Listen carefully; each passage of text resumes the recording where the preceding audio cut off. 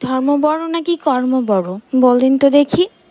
এই তর্কে আমি কখনো যেতে পাই না আর যেতে চাইও না, কারণ ধর্ম এবং কর্ম দুইটাই অনিবার্য, মানে আপনাকে এই দুইটাই অবশ্যই করতে হবে জীবনে।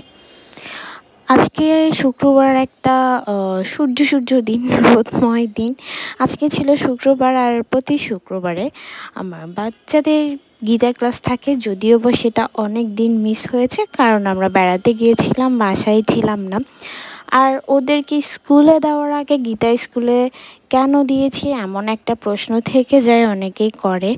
তো আমি এই ক্ষেত্রে বলি, ওদেরকে স্কুলে দেওয়ার আগে গীতা স্কুলে দিয়েছি মানে এই না যে ওরা অনেক কিছু শিখে ফেলবে, কারণ যেহেতু ওরা এখনও নিজে নিজে পড়তে জানে না, তাই গীতা স্কুলে আহামরি হয়তো কিছুই বা শিখতে পারবে না, বাট অনেকটুকুই শিখতে পারবে।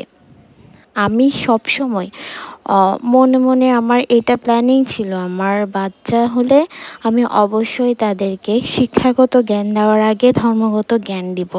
কারণ আমি মনে প্রাণে বিশ্বাস করি যে বাচ্চারা ধর্মের পথে থাকে, ধর্ম সম্পর্কে কিছুটা হলেও আইডিয়া থাকে। বেশিরভাগ আমাদের সনাতন ধর্মে কিন্তু নারীদেরকে সর্বোচ্চ স্থান দেওয়া হয়েছে, সেটা স্ত্রী হোক, মাতৃরূপে হোক, স্ত্রী রূপে হোক, যে কোনো রূপেই হোক, মা এবং মেয়েদের উচ্চতার সর্বস্তরে।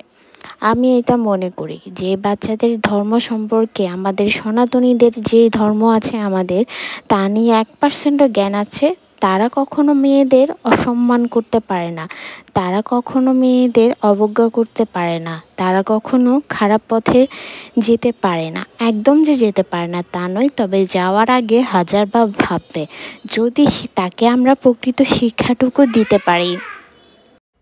এই একটা কারণেই তাদেরকে শিক্ষাগত জ্ঞান দেওয়ার আগে ধর্মগত জ্ঞান দেওয়ার চেষ্টা আমি করেছি। জানি না, যা হবার হবে, একটু তো কিছু শিখতে পারছে, এইটাই অনেক। আর এখানে এত সুন্দর করে প্রথমে আপনাকে একটা ছোট বই দেওয়া হয় ছোটদের জন্য, পড়ার আগে বুঝিয়ে দেওয়া হয় কিভাবে পড়বে। ও আচ্ছা আচ্ছা, এখানে একটা মজা আছে। এখানে না আমার পাশে একটা বাচ্চা ছিল যেটা ব্যাক বেঞ্চার টাইপের, মানে আমিও এমন ছিলাম, পিছনে বসে বসে কিছু শুনতাম না, কিন্তু সব দুষ্টুমি করতাম। ওরা দেখে আমার নিজের কথা মনে পড়ে গেছে ভাই। আমি ওকে দেখে অনেক মজা পাইতেছিলাম। যাই হোক, এখানে অনেক সুন্দর করে ধর্মের জ্ঞান দেওয়া হয়। এরপর হচ্ছে বিভিন্ন আসন সম্পর্কে জ্ঞান দেওয়া হয় সবশেষে, পদ্মাসন, যোগাসন, আরও অনেকগুলো, আমিও এত কিছু নামও জানি না ভাই।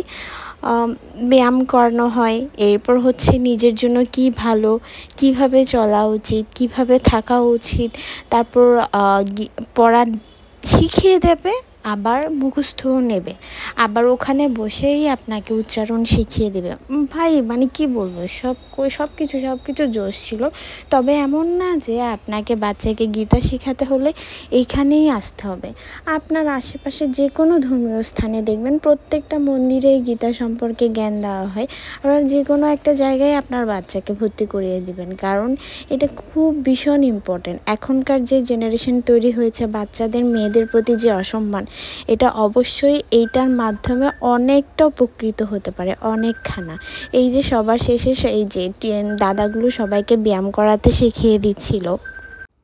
আর সবচেয়ে মজার ব্যাপার হচ্ছে ওরা হাতে কলমে শিখিয়ে দেয় কিভাবে কোনটা ঠিক। এরপর হচ্ছে পাঠদান শেষ হলে সবাই একসাথে সিরিয়ালি দাঁড় করিয়ে দেয় রোল নাম্বারটা দেওয়ার জন্য। আজকে